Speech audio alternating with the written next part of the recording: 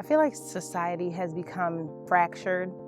Everyone's kind of working siloed. Ever since COVID, people are more stay at home. There's rifts, I think, that are becoming more obvious. People lean into those instead of leaning into each other. People become consumed by their situation and what they're going through and what they're lacking.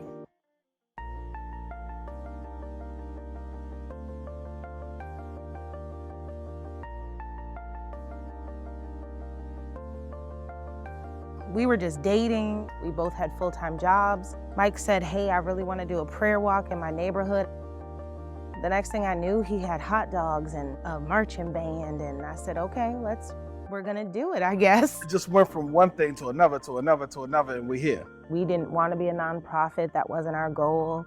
The idea was bringing people together with a common understanding that this city needed more love.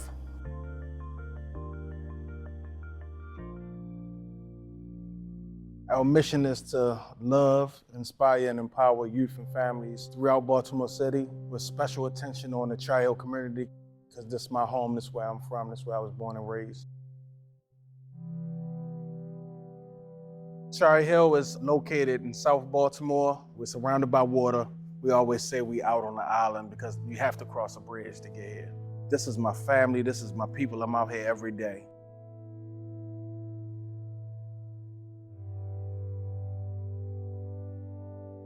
This is where I be at, getting my hair cut, having all types of conversations. The barbershop, like the cornerstone of the community. Hey, Warren, how long you been in this community? Since 1969, like home, you know? I'm not far removed from this. I'm from this. I was born to an addicted mother and father. So as a child, you're exposed to a lot of things that no child should ever be exposed to. When I was 14, my mother passed in her bedroom from a drug overdose. So I turned to the street, lost, hurting, and looking for love. Oftentimes in life, we don't know why certain things are happening to us and why you had to go through so much heartache and pain. Fast forward, I changed my life and come back to the community and started doing this community work. Once the scales was removed from my eyes, I saw that there was a lot of little Michaels walking around. Everybody say family. Family. So when something happens to one, Even if it's just for a few times a week, laughter is not only welcome, but we try to make sure that they're laughing. Some days this is what we do for the majority of the schedule. Other times we have our different classes. So what we want is to give them a safe space so that it looks like play, but what it really is it's just refueling and reminding them that they are children. It's really nice because all the students look up to me physically and, as a good leader. So I strive to be the best I can just for them and me.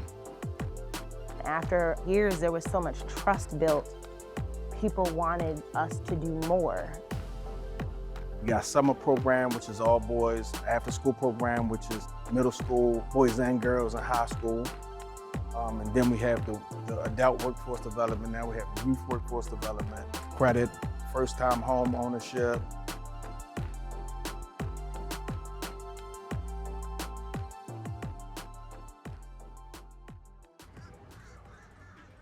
You have 1, 2, 3, it used to be 4, 5 carryouts. It used to be 2 Chinese joints and 3 fried chicken spots.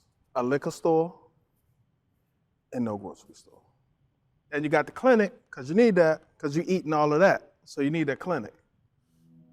I had an idea, it's been on my heart for a couple years now, to open a juice bar. People are suffering because of the foods that they're putting in their bodies, including myself, until I changed my lifestyle. My wife is vegan, so following her lead, going all plant-based, switching up a lot of stuff that I ate. My A1C and my blood sugar levels are normal.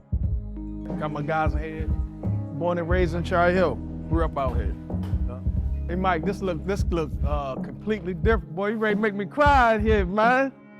So I used to stand right here when I was younger and order food, right here. I never thought that this would be my business. Almost feel like a dream at times.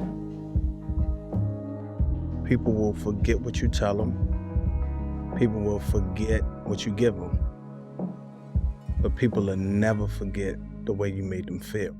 I loved what I did. I did this for free for years.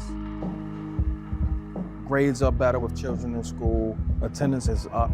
The crime rate in the community is low. Employment numbers are up.